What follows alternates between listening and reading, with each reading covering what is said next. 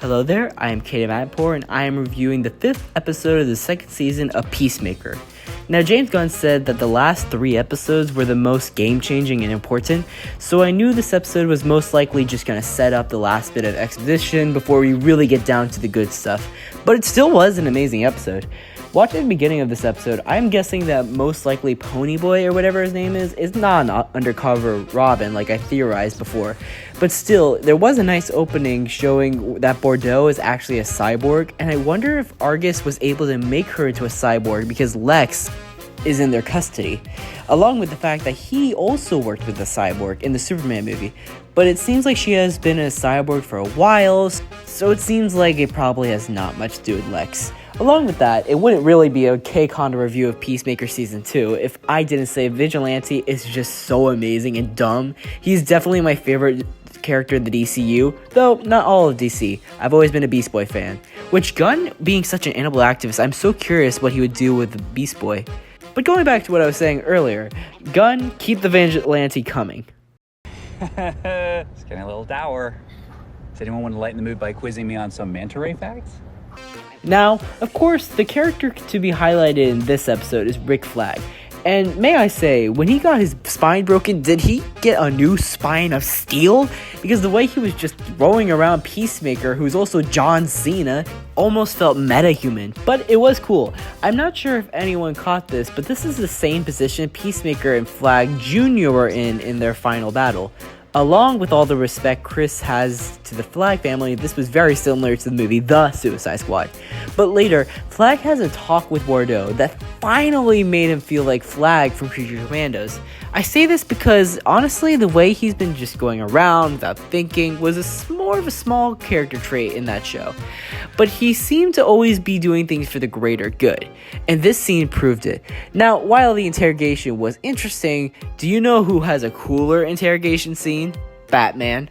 Which brings me to my next segment, Batman, where are you at? Where I ask the question, now that Creature Commandos has confirmed that there is some sort of a Batman in the DCU, I have to ask, where he at? Flag has kept everything under lock and key when it comes to the capturing of Peacemaker, so even Batman wouldn't be too concerned about him. But I don't think he doesn't have any influence on Flag's tactics. The way he just beats Chris around, even when he is caught, he doesn't get into any trouble. I wonder if the rules on interrogations have been changed because the only way a certain Dark Knight can get the answers to riddles or jokes is by slapping villains around the room, which allows Flag to do whatever he wants to whom he deems as a quote-unquote supervillain. And that was Batman! Where are you at? Now, Flurry, while they're not nice at all, has become the king of nicknames. I loved how the Munchkin wasn't even accurate for Judo Master. Uncle Jesse, could you please not call me Munchkin anymore? And I also love the head nod that Tim Meadows has confirmed was a reference to the 2nd episode when he asked him which greeting he would prefer. The form of greeting. I don't know. Maybe just nod like... It's good you did that. I also have to mention how ridiculously weird that Eagly side quest was with Yondu and him being the Prime Eagle. And honestly, I love this show so much for how crazy it gets. Now I have to mention in the other videos that I originally thought this season was going to introduce the multiverse travel for Peacemaker to travel from the DCEU to the DCU after eventually settling that he cannot go back to his own world. And that letter at the end of the episode would have been an amazing way for him to decide why he decided not to stay in the DCEU. But you know what? It is more better storytelling that this is a man who's discovering to love what he has, and that the other universe is just some random universe, not the DCU and the one he's from being the DCEU. I understand why Gunn just wants to make it ridiculously way more simpler. I am very interested with how that story with that extremely weird Earth is going to go. When he left, it felt so weird with it only being, well, let's just say Caucasian people, and that really excited kid. I am glad he is going to finally finish that story on that world. Now on to my theories.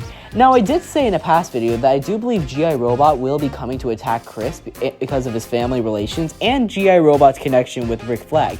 But this situation is going to get more and more escalated. And now that Peacemaker is going through the multiverse and has even escaped cyborgs, judo masters, and now Eagle Hunter is dead, and now Peacemaker is being worshipped in his new world, I believe that Flag will need captains. No, wait, not just captains, commanders. Some commandos, if you will.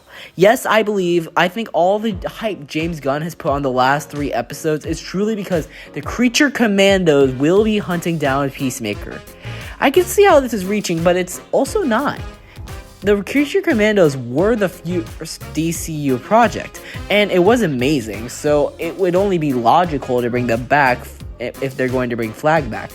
Or not. I'm sure the show will be fine either way. What did you guys think of Peacemaker Season 2, Episode 5? And this is Katie Manpour saying... You